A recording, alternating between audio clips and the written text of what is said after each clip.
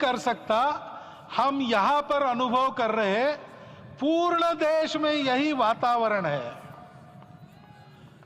छोटे छोटे मंदिर के सामने दूरदर्शन पर इस कार्यक्रम को सुनने वाले हमारे समाज के करोड़ों बंधु वहां पहुंच न पाए, ऐसे घर घर के हमारे नागरिक सज्जन, माता भगिनी सब भाव विभोर है, सब में आनंद है, सब में उत्साह है। और ऐसे समय में जोश की बातों में थोड़ी सी होश की बात करने का काम मुझे ही दिया जाता है। आज हमने सुना कि इस प्राण प्रतिष्ठा महोत्सव में पधारने के पूर्व प्रधानमंत्री जी ने कठोर व्रत रखा। जितना कठोर व्रत रखने को कहा था, उससे कई गुना अधिक कठोर व्रताचरण उन्होंने किया। मेरे पुराना उनसे परिचय है, मैं जानता हूं वो तपस्वी है ही, परंतु वो अकेले तप कर रहे हैं, हम क्या करेंगे। अयोध्या में रामलला आए, अयोध्या से बाहर क्यों गए थे, रामायण में क्यों गए थे बाहर, तो अयोध्या में कलह हुआ।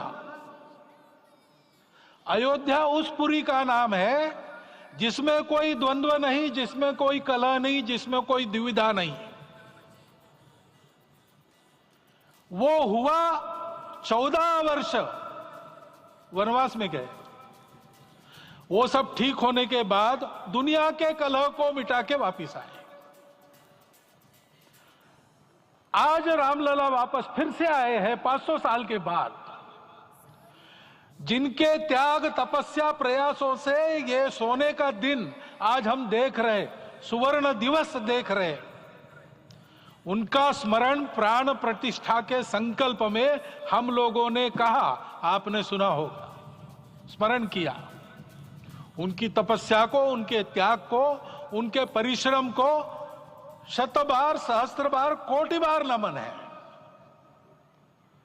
रामलला के यहां इस युग में आज के दिन फिर वापस आने का इतिहास जो जो श्रवण करेगा वो राष्ट्र के लिए कर्म प्रवण होगा और उसके राष्ट्र का सब दुख दैन्य हरण होगा। ऐसे इस इतिहास का सामर्थ्य है।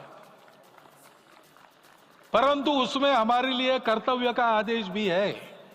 प्रधानमंत्री जी ने तप किया, अब हमको भी तप करना है।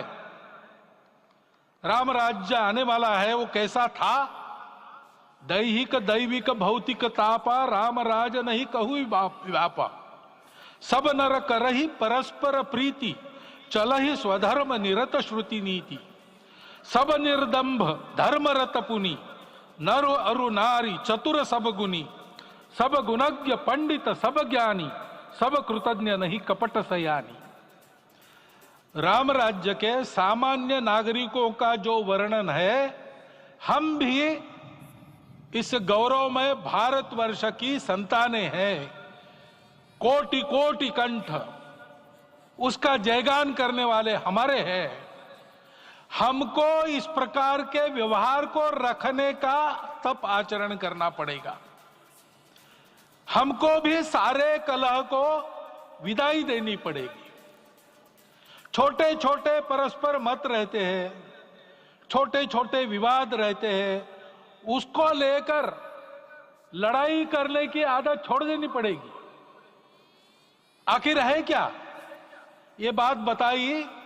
वो सामान्य नागरिक कैसे थे, निर्दंभ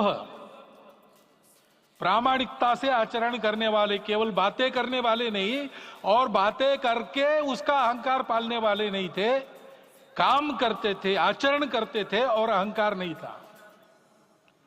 ऐसे वो थे और धर्मरत थे।